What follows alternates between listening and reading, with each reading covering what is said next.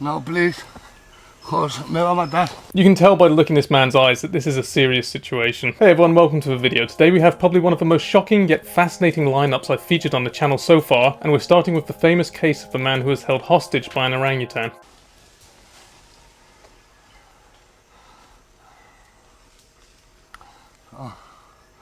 No, please.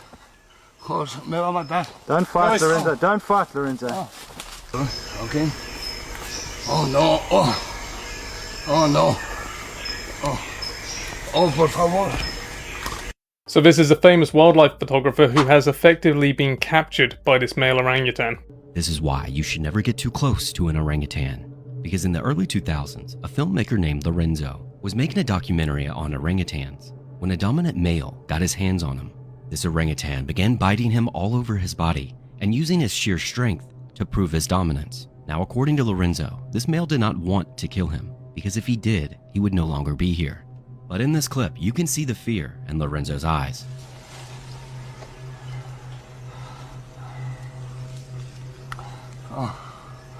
No, please. Horse, me va a matar. Don't fight, Lorenzo. Don't fight, Lorenzo. Okay. Oh no. Oh no.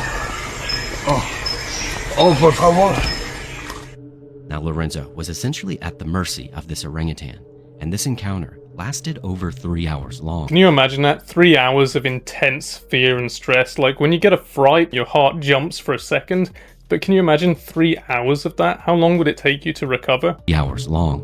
Me he sentido mal, ¿no? Porque primero cuando he sentido que me ha cogido ya en serio y que ha empezado a jugar conmigo, me ha estado mordiendo por todos los lados, pero sobre todo la fuerza con la que me ha cogido del cuello, que te das cuenta que te lo puedes romper solo con un gesto, ¿no? La verdad que no sé cuánto tiempo ha durado, pero ha sido, a mí me ha dejado machacado, la verdad, pero bueno, son los gajes del oficio, ¿no? Now, thankfully, Lorenzo made it out okay and still has an active Instagram account.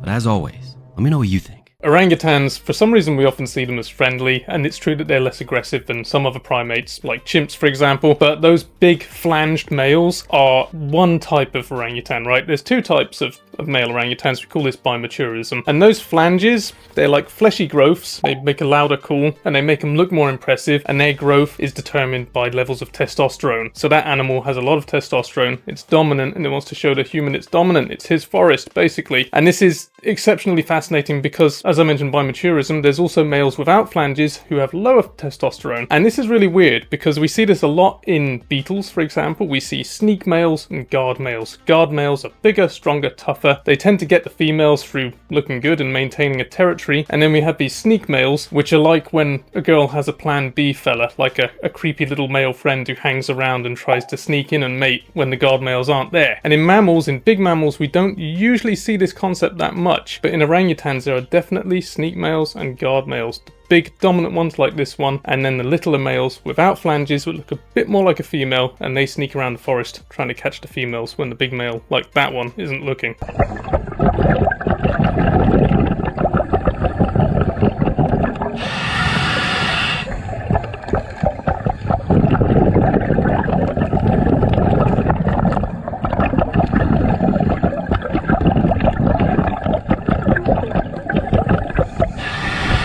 That's interesting because now we're seeing something which is very, very different. That diver, they weren't intentionally doing anything bad. The reason the other divers stepped in was because they broke eye contact with the largest tiger shark in the area. Orangutans and other primates, making eye contact with them is a big mistake. You don't want to do it unless you want to get bitten. Whereas with a tiger shark, not making eye contact makes them think you're a dumb prey item, basically. You need to show some dominance. The iguana is bataille. Look, what's going on? Oh shit. It's my time. It's my time. Oh, it's coming. Oh my god, guys. No, Atalo, no. It's cutting it. Oh my god. No.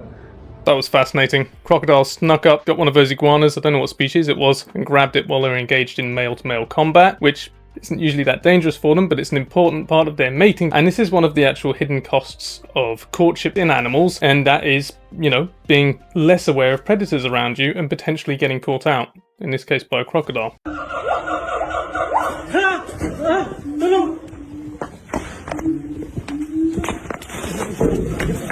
Oh boy.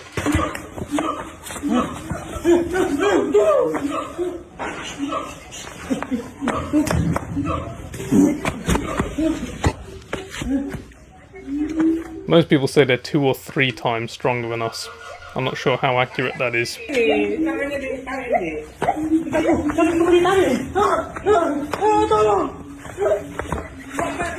Yeah, I'd be panicking. Love the way it went in for a sneaky toe bite at the end, just to add a little insult to injury if it could. But again, I'm curious about the man's body language at the start. He was going towards it, making eye contact with hands out. And how did the orangutan interpret that? Did it think he was teasing it? Did it think that he was going to have food? Or was it just bored? It's really hard to tell sometimes. Federal agents uncovered a lot more than just drugs during a raid in the South Valley. Along with half a pound of cocaine, 3 guns, and $22,000 in cash, the FBI found 60 snakes inside a home. According to the search warrant, many of the reptiles are highly venomous. The seizure inventory lists cobras, mambas, pit vipers, and pythons. Some of them even had names, including a cobra named Pablo Escobar. This is what they're saying now, actually. The 3 biggest illegal trades altogether are narcotics, wildlife, and weapons. Although it's unclear if here those snakes were actually being sold or if they were just a collection.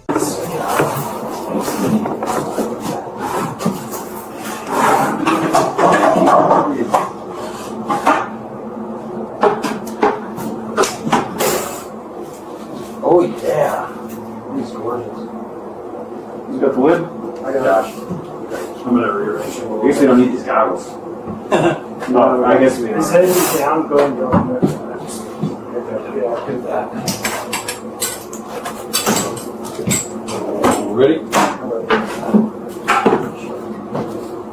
See, the fact that there was a reticulated python on the list there made me think this was a collection rather than snakes being trafficked, because retics, they're not that hard to get in the US depending on the state you're in. But we'll find out more over the coming weeks, I'm sure.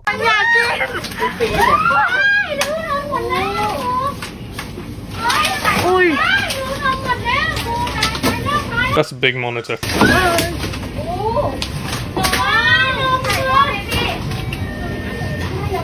Surely that's 5 foot plus.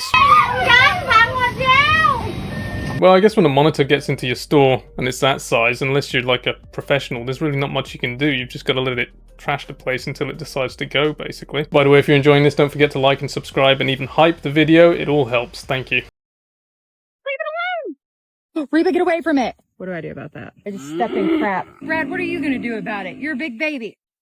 Don't do that, Reba. Stop, Reba. Stop, Reba. How else it's gonna come near me? Ah! Reba, come here.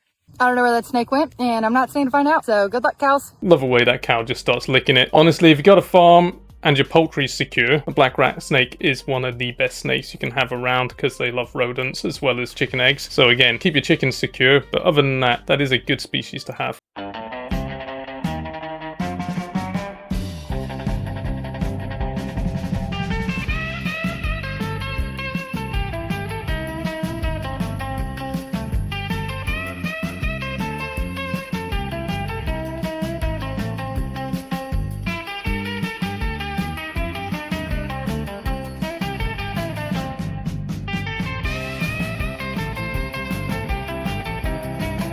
Imagine that.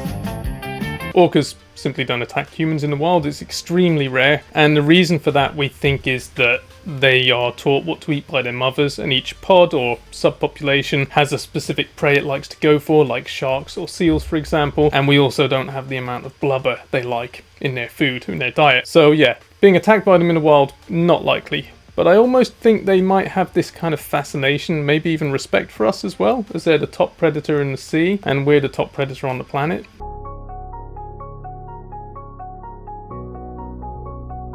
Yo, kid. Oh, best.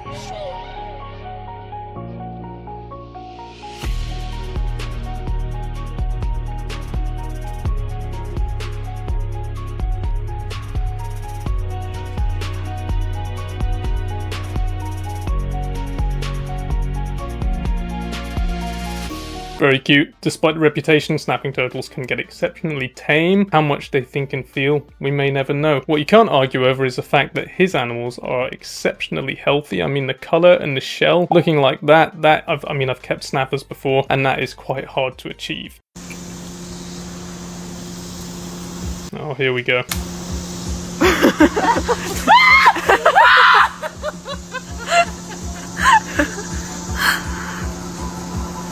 Freaking fatty! Hitting an animal with a stick isn't really my first thought when it comes to rescues. Okay,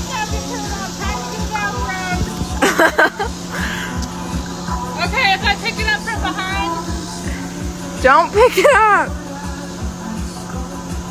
Don't pick it up! Don't pick it up! It's really big! Mommy! Leave it! Leave it! Leave it! Leave it! Oh my God! That's pretty awful, but then again, what a trade-off. If you come across a reptile like that and you're not experienced, you've got two choices really. One is you try and move it. Two, you let it keep going into the road and you know within 10 minutes it's probably going to get run over.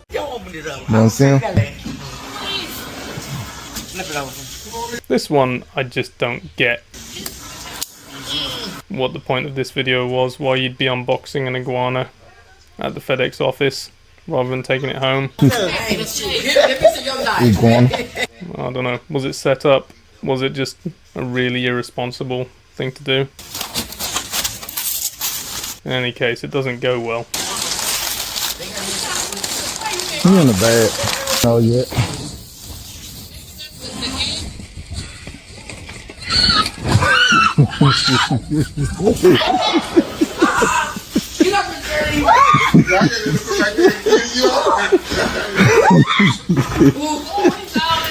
Go get the iguana, baby. Gotcha. Yes, sir. Come on, man.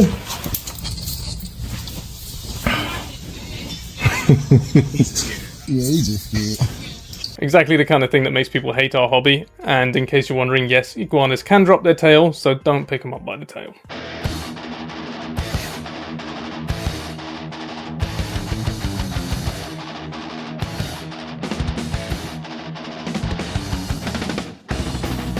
Yep, that was absolute AI slop.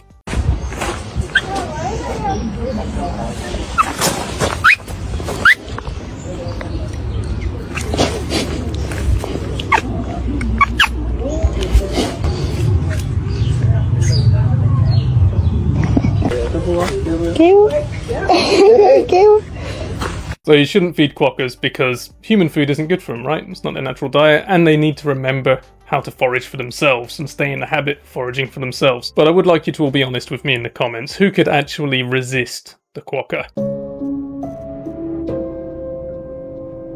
I'm telling you, nothing about this creature makes a lick of sense. Meet the axolotl. First off, those things on its head are gills, so it can breathe underwater. But they can also extract oxygen straight from the water with their skin, because their skin acts like lungs. That makes no sense. Makes even less sense when you find out that they actually have lungs. Bro can breathe. On top of that, they also have the ability to regenerate their limbs. But it's not like a normal regeneration. These guys can regenerate everything. I'm talking lungs, gills, eyes, spine, pieces of its brain. Not to mention, it can regenerate everything multiple times. Basically indestructible. I imagine that's why they're studying them for medicine. The thing about the lungs is that they're a neotenous salamander, so they never fully grow up into a mature state. They start to have lungs, basic lungs that they develop, and they'll gulp air into them, but the gills are still their main oxygen exchange organ, if you like. So, if you have a pet axolotl, do keep their water clean and filtered and well oxygenated. Even if they do like to gulp air occasionally, they still need good oxygen in the water. So today we got a call from a lady who found a copperhead while she was cleaning out her little storage unit. And once she spooked it, it took off up underneath the back porch. Now, I asked if she by chance had a photo of the snake, and she did. And this was definitely... That was unlucky, because sometimes they don't even spook. They just sit there thinking they're blending in. So I went ahead, got back to my truck, got my equipment, like these snake tongs, which have a really wide mouth on them. So that way we can make sure we're not going to apply too much pressure to the spine of the snake and possibly injure it. And then I got my transport bucket. Now, copperheads inside of an enclosed space can be a tricky situation. These guys are extraordinarily camouflaged, and that camouflage is exactly why copperheads are responsible for the most venomous snake bites here in South Carolina.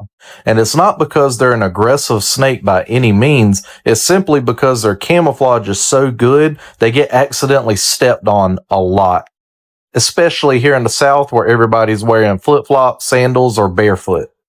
And this guy was definitely showing off his camouflage skills because I looked over him a couple times before right here when I finally noticed that he was there. Now, You can see him there. Very camouflage. Simply wearing good footwear whenever you're walking around in your yard, especially at nighttime, is going to help keep you safe and keep you from being a part of that statistic. Yep, that's something I've said before. A lot of people are resistant to the idea though. That guy is called That Snake Guy on TikTok, and he does some amazing rescues, and he really loves snakes. He really does care about them, so it's a great account to check out. Anyway, that's going to do it for today. I hope you enjoyed this, and I hope you've got some thoughts to add in the comments. Thank you very much.